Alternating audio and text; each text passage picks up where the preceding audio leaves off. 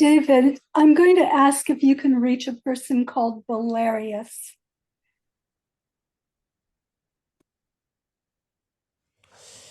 All right. This is Valerian. Dave's a bit distracted this morning because of his crazy move. So it might be a minute before this gets to be really accurate. But in that time, ask questions. What would you like to know? I was just verifying that you're the one I've been communicating with the automatic writings for some time. Yes. There are others who are working as a sort of collective with you. That is, others help me do this with you. It's a sort of group communication to you. As with many things, the entities are not singular so much as they are groups. We, as this Valerian group, communicate with you in this particular way. This is all you needed to know. No, I wanted to know if you had any further information for me today. Well, it's this kind of interesting situation because it will be helpful for us to know if you have direct questions. Again, it's sort of still matching with Dave, so it's a bit hard to do the stream of consciousness. Ask questions and it will point us in the right direction. Okay. Should I dedicate a set time and a routine to communicate with you? Yes, that would be ideal. Okay. It's been a Be it, little random lately. yeah.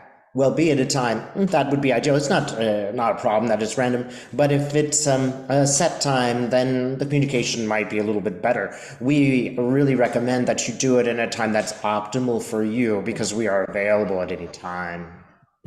Thank you. You're welcome. It's been a pleasure communicating with you. You are one of those wonderful people who's receptive, and that is very nice to work with. We find your work exciting. Any particular part of it? Well, let's apply the depths here. There's just the very nature of the communication is fine. That is, you're receiving all of the ideas, and we find it difficult to explain because our relationship with emotions is different than yours. Just very energetic. All of the information that we're sending is received well. That's what's fun about it, what's interesting about it, what's useful for you about it. It's also just the ability to work with someone so directly is really part of our goal. And we have found you who are excellent at doing this work. Thank you. You're welcome. We thank you too. I recently experienced a physical shift dimensionally. Are we going to be having more of those? Is this part of our earth shifting?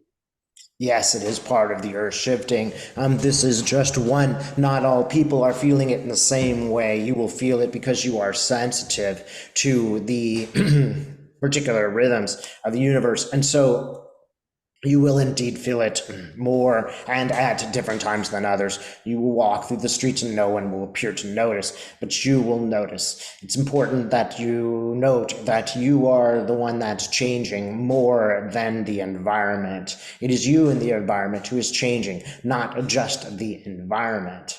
This is occurring, and it is useful for you to note that it is occurring.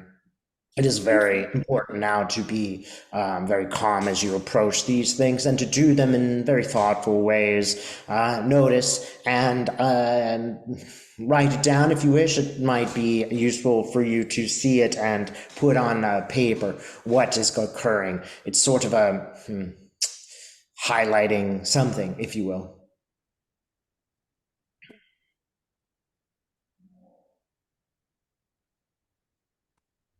Did you have any questions, Carl? Yes, Valerian. Is this a collective name for your group or is it a race? It is a collective name for our group. That would be closer to the truth. Okay. and you are extraterrestrial, or are you inhabiting a spirit realm or an alternative dimension? The third is the closest to the truth. So you're not from a particular a world such as like Earth. We would be, we would say this more in the sense of energies come from different places. You might think, for example, of a human being who has lived 1,000 lives. They might be part of our collective, as well as someone who has lived as many aliens or trees or rocks, as well as those from dimensions that are quite difficult to explain to you in your dimension. It is not a simple group racing, as you will. It is more like bits and pieces of the universe come together in a sort of quantum way. Things break apart, they come together to form groups like our own. We would not say that we are all aliens. We would say that some of us have been aliens. We would not say that we are all angels, though some of us have been something like what you call an angel. The collective groups that form and change are much like the lifetimes that you have. In this lifetime, you are British. In another lifetime, you were an African sailor. These are sort of collective groups you've become portions of. That is, presently you are part of the group or the race that is English. This will change, of course, once you move on. You will become part of another group, perhaps an alien group, perhaps a group of trees. It is always shifting in extremely complex ways. It is not entirely possible to explain how this works. We would say even we don't know entirely how this works. There are levels above this where this organization takes place. This makes it sound a bit bureaucratic. It is not at all bureaucratic. It is a sort of magic, if you will, but perhaps this will do for an explanation. Okay. So you coalesce together for the purpose of what? For education? Are you learning together? Yes, we are learning, and we are also learning how to instruct. That is, if we are working and we are connecting to Sue, we are teaching Sue how to connect to us, and we are learning how to connect to Sue. Don't approach this as a hierarchy. Sue is not less important than we are not more important than Sue, etc. It is a learning. All of it is learning. You might think of it in the way of a person who is heavy, carries a lot of shadow, and a person who is not heavy, but they are full of light. Those two people are interacting. Both of them are learning, and both of them are becoming at different rates and in different ways. So there's a sort of constant interaction that is the universe that helps everyone. It makes everyone learn. We don't necessarily know the things that you know, Carl. We don't feel the things that you feel. So we cannot really connect. We cannot 100% understand you without experiencing you.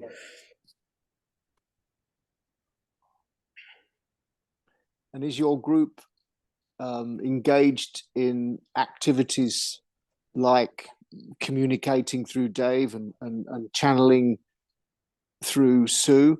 Are you yes. you're involved in lots of these activities on Earth or in other areas of the universe as well?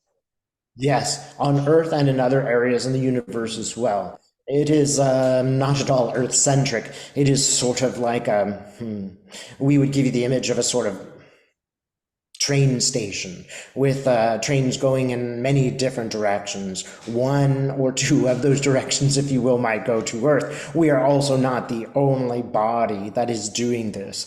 There are other bodies that are communicating and learning how to communicate. Again, we want to stress that we don't know everything. We don't know as much about humanity today as we could, which is why we interact. We will learn every single day, just as we're learning right now. now how to communicate. You might take Dave's vessel. He has this body, we speak through this body, and we have to know what is the right time and how he will feel safe. And we have to know that he is a little edgy today, he's a bit sleepy, and we must give him a little bit more time, or perhaps a nudge. We will wake him up in the morning with a more well, we are able to influence a slightly more positive outlook than he had when he is arguing with his landlord, for example. We laugh because he is laughing at what we're saying as he listens to this, because he knows that it is true. The woman who he met yesterday was a sort of invitation. You can stop worrying about these things now. Your new life awaits, and that will help him be more prepared for this morning, more optimistic, more ready. There are these sort of subtle changes that we can make. It is not all up to us. Dave must receive our messages well. He could rebel against them. Fortunately, he has not this morning.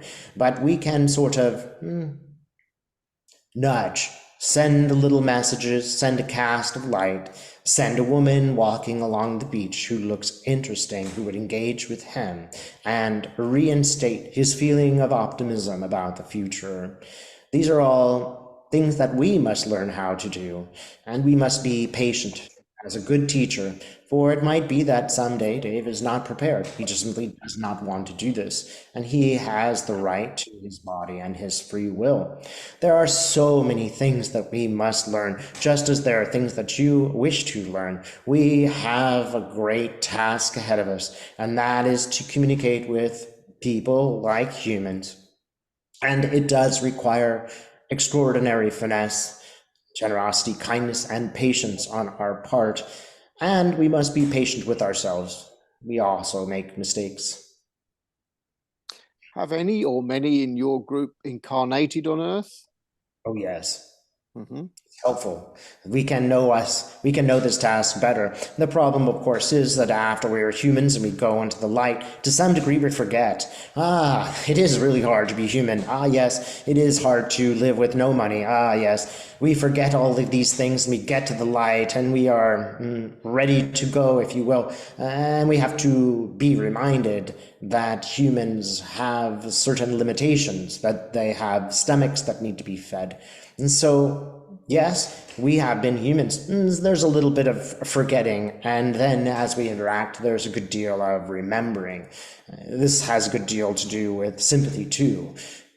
This is another layer, but yes, we have been humans. Not all of us have experienced extensive human lives. That is, some of us have been on Earth in other forms, as rocks and animals, and neighborhoods even.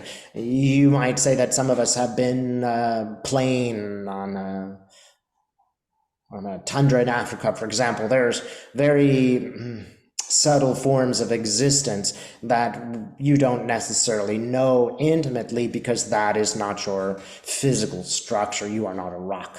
There are also many among us who are from various different places in the universe, on various different planes, some of which you would not be able to see if you looked. They are all here as a collective because the collective experience helps us to learn to communicate with you. Where are memories? What do you mean? We all talk about remembering. When I was younger, I used to think memories were electronically stored in the brain somehow. But this can't be true because memories exist outside of our form. You have memories. So what are memories? Where are they? Well, if you would think about a particular memory, and we would encourage you to think about one now, if you think about such a memory, notice how it has an emotional content. It's not just about you remembering where you put your keys. The important memories you have will install great feelings in you. Even as you remember them, you might feel nostalgic or sad or happy or joyous as you think of the memory of your birthday party when you were 6. You might also have a memory of tragic elements, etc. Much of the memory stored is stored closer to the heart than to the brain. It is more of a check mark or an empirical experience. It is a bit difficult to explain because we also don't exactly forget. It is sort of like we put the memory in a place and then we go open the door and access that. It's little different to access because we don't function so emotionally where we are. We have the emotion of compassion, but we don't necessarily feel the same kinds of emotions at the same intensity as you do. So it is sort of like when we're going to speak to you and you have a feeling, perhaps you are sad, and we are channeling with you, we will remember, yes, this is what sadness is like, and this is how we can help. It is sort of like storing memories in a bank, if you will, and we can use the term memory bank. And then when they are noticed, when they are useful, when they are applicable, we can go to them. Keep in mind, if there are 1,000 of us who have lived 1,000 various lives, that those memories will be collective memories. There will be 20 of us, this is not a good example, but just for an example, who will have had exactly the same feeling. And so when we are speaking to Dave, who is having a little trouble focusing this morning, we can just sort of rally and sort of give a little nudge. It's only possible because Dave is willing to give us a nudge. He is in fact asking us unconsciously to please nudge him in the direction so he can concentrate. And when this happens, we have the experience of remembering the emotions that block our concentration. It's not like we are totally inaccessible to our emotions. They are just sort of put, you might think of it as a sort of Akashic record of memories which we access when it is useful. And memories are linked, from your explanation just now, very tightly with emotions. Yes. Which then begs the question, where are emotions a separate thing, or are they interlinked and connected in some way with the memories? We would say the memories are stored in a place that's something like the emotions. So again, rather than consider the memories in your brain, consider the memories as being stored in your heart. This is mostly a metaphor, but it's not entirely a metaphor. Since the memories are here and they're in your heart, they will be really expressed at certain times. When you go and you feel sad, it might connect you to other times when you feel sad, just as the memories are in happiness. It would be more useful to think of the Akashic records as a gigantic heart, as a gigantic feeling center, and the feeling center which you go in and you enter through feelings will allow you to access the memories of the feelings of others or the feelings of your past or future. When you're connecting with Sue and connecting with Dave as you are now, although they're in different ways, is it possible for you to experience their emotions when you connect with them? We do experience their emotions, yes. Absolutely, we experience them. It is a challenge and an excitement for us. Mm-hmm. Thank you. You are so welcome. Do you have specific objectives in your realm? I nearly said in your life, but I mean it is a life, but it's not anything like ours. Yes. So I mean, we're here on Earth. We have roles to play. We have jobs to do. Do you, in your realm, have specific objectives that you're working on? So you, as a collective, do you have a task that you are tasked with achieving? Yes, we do have a task. And you are right to point out that it is a collective action as opposed to what you might call yourself an Yeah. individual human action. It is a collective goal, and our collective goal is to teach you, to help you at this time. There are dangers, there are possibilities that things could go quite terribly wrong on this experimental planet of Earth. You are a planet with very strong emotions. That is more so than virtually any other place. The emotions carry the day. Look at your political situations now. People are not driven by ideas, they are driven by emotions. They are driven by how they feel, if you will. It is our job to work together with these feelings, which can be positive. It can be used, feelings can be used toward love, etc. So our goal is to work with these feelings to help. We hesitate to use the term elevate because it sounds a bit patronizing, and we don't wish to be patronizing. We wish just to say that, yes, we do have a goal. It is a collective goal to help, to collective goal to teach, a collective goal to learn about how to teach and how to communicate. So we are students too. It might just be that we are the teachers that are learning, and you are the students that are learning. Both are learning, but we have a very clear goal, and we have a very clear agenda, if you will. Now, our goal is to help humanity in a time of great crisis.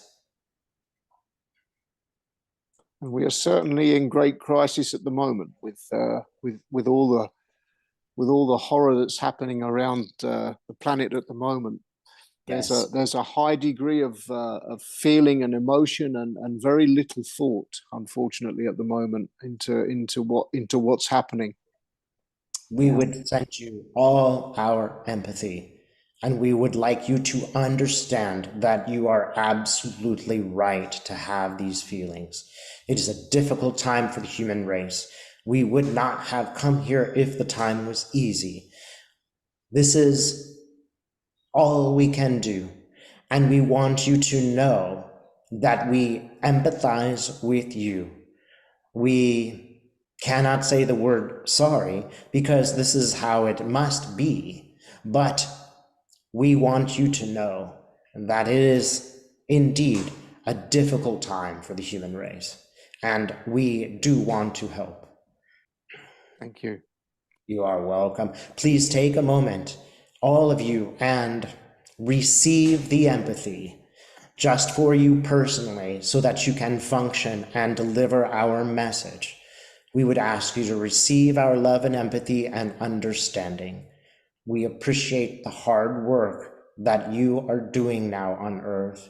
It is extremely valuable and very important, and it will shift things. It may take some time and some work on both of our parts, and by that we mean you and us, all four of you and us, but we will learn what is necessary to learn.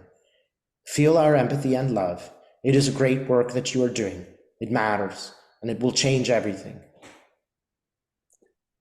Can you explain how? How will what we do change the world for the better?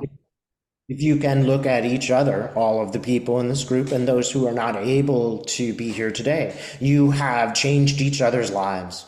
You have become quite dedicated to this practice. It is impressive how dedicated you have become. You have altered your lives and gotten up in the middle of the night to do this work, just to speak and learn. This is very, very important, and it is deserving of great respect that you would do such a thing. But notice how you have already changed each other's lives greatly. We have changed each other's lives as well, that is spirit, and you have interacted. And we believe you have been changed by us. We might take Sue's writing, for example. This practice of writing is altering her consciousness in such a way, and again, it is all voluntary, and it is altering our consciousness in a way. That is certainly voluntary. So if you can see these changes just in an individual, imagine the impact that it is having on many individuals. There is a greater percentage now of people who are doing this work than at any other time. It adventures around 0.5% of the people on the planet are doing some kind of work specifically like this. There's a greater number of people doing good things to help, but the percentage of people actually speaking directly to spirit is vastly increased. No longer is it one eccentric person on the planet. No longer is it one leader. It is a whole body of people. And all of those people, each individual, that 0.5% is walking around and being kind and saying the right things. They are changing the energy just by walking down the street, just by showing a smile. We will give an example that Dave thought of recently, and he wishes he could go back on a time machine and he could correct. He was working at a very difficult job in a doctor's office where he was underpaid and overworked, and he tried all the time to be kind. And one day he was in an extremely bad mood. It was a really terrible day, and a woman showed up and noticed his bad mood. She was a nurse. She was assisting an elderly person. And she smiled a broad smile and said to him, "Are you having a bad day?" And his attitude completely changed. He now regrets that he did not get up and thank the woman for changing his day, but she already knows her power. Her job is basically to walk around and say such kind things to people that their days changed. This woman was very connected to spirit. She talked to God all the time. She was not grandiose. She did not have a famous job. She was a lowly paid assistant person, but that was not important to her. She could walk through the day and sense the feelings of others and help them just by being there. All of you do this. All of you interact with other humans and you change the way they think. This is a great difficulty sometimes for people like Dave, because it seems sometimes that everything he does has these grand consequences. It makes him uncomfortable sometimes. This is a message for him, by the way, and he feels great pressure and does not know what to do. It's as if he says the wrong word and the person before him will crumble. This is a bit of extraordinary circumstances for him. He can calm down a little bit and not work so hard. But all of you, and every time you interact with another, and whenever you're doing this work, you are transforming your vibrations and you send forth those vibrations around. This is all that is required. We do not expect you to stop the conflict in the Middle East. We expect you only to learn as well as you can and to do as much as you can when you can do it. This is enough. If all people did what you are doing, there would no longer be such conflicts. Alternating parties would sit down and they would speak to one another, and each would say how they were feeling and what they were thinking, and they would listen to one another and come together for some kind of compromise. If person A could see in their heart the feelings of person B, if they could spend a moment to think about how they interact and what is important and why, if they could have empathy for that person as we have shown empathy for you and you show empathy for others, the conflict would quickly end. There would be great learning. It is a sort of battle. A battle is much more the battle for understanding. As you move into your greater understanding, you are brave soldiers going into difficult places. When you go into a situation and you lower the temperature a bit or end a conflict or choose not to participate in a conflict, you are changing everything. As you walk away from the conflict, the person might say to themselves, well, I shouldn't have approached things in quite that way. Maybe I could do better next time. I should have thought a little bit more about how that person was feeling before I got angry, etc. It is all learning, and you will make these mistakes, but even in the mistakes, you are learning. This is all we ask, that when you make a mistake, you reflect upon it and learn better. The parties that are fighting are not reflecting. They are not taking a moment to consider their actions. This is where your human emotions become disastrous. They get so locked into a particular emotion. It is like a prison, and they cannot get out. Notice that you don't do this, Carl. You don't become locked in a particular emotion. You might feel a particular emotion, and then one day you say, I am going to change this. I am going to get out of the river of shadow that I am in and go into a river of light. And it is not a passive act when you do that. You are choosing to do that. That is the most important thing about your human existence. You choosing not to be in a river of shadow and choosing into another river. All of the world's problems would be greatly eased if the average person could simply stay in the emotions that they have, acknowledge their emotions, accept that they have these emotions, and then reflect. How can I live and be with this emotion, and how can I change this emotion so that I'm not always locked away in this emotion? So when you see people being unkind or violent, this is what is really going on. They are not able to look at the emotion and see that the emotion, for example, of rage is an emotion that they felt before and that they have left before, and that they could leave that emotion now and come to a more reasonable conclusion. There are great apparent differences that humans fixate on.